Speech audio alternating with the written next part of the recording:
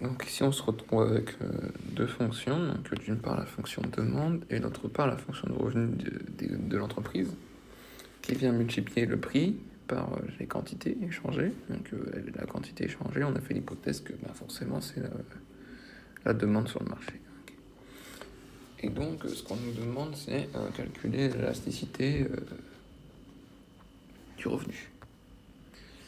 Donc pour cela, donc on va dénoter comme ça, donc l'élasticité du revenu par rapport au prix, bien évidemment. On part de la formule générale, donc c'est-à-dire la variation relative du revenu sur la variation relative des prix. Donc ça, on peut la réécrire de manière suivante.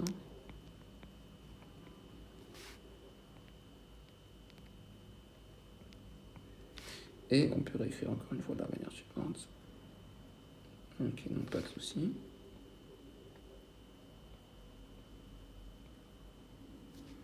Ok.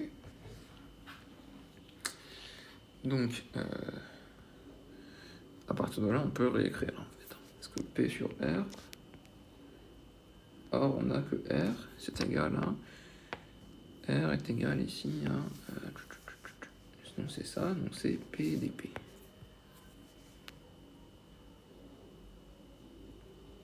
Okay.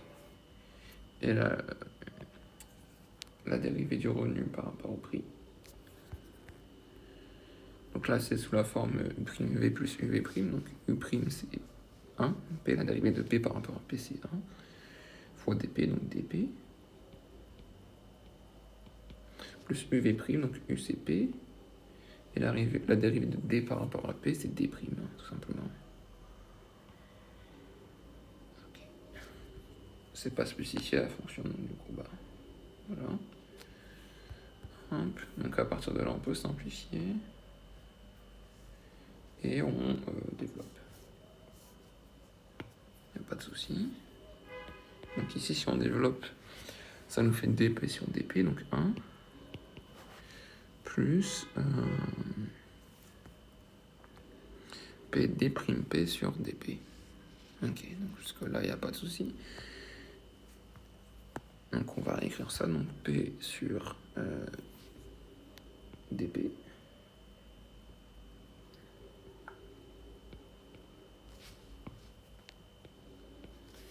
Fois d'P, sauf que de là, on avait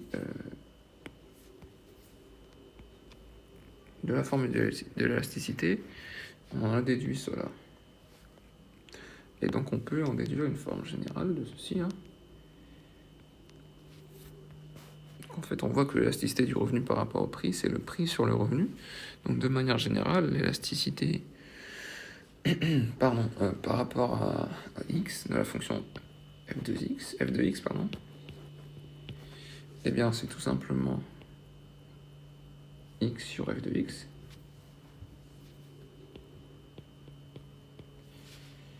Ici c'était p sur r de p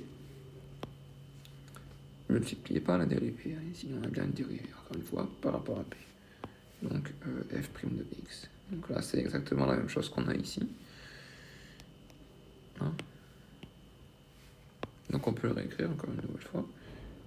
Donc 1 plus l'élasticité de la demande par rapport au prix. Okay. Et donc ce qu'on en déduit, c'est que si l'élasticité de la demande par rapport au prix est égale à moins 1, eh bien ça implique que l'élasticité du revenu par rapport au prix, c'est égal à 0. Moins 1 plus 1, ça fait 1, ça fait 0, pardon.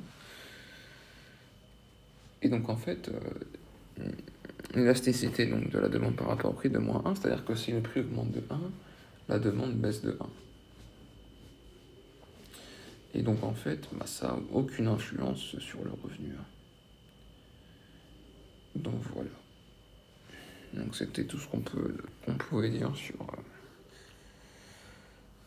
sur cet exercice et cette notion. Voilà.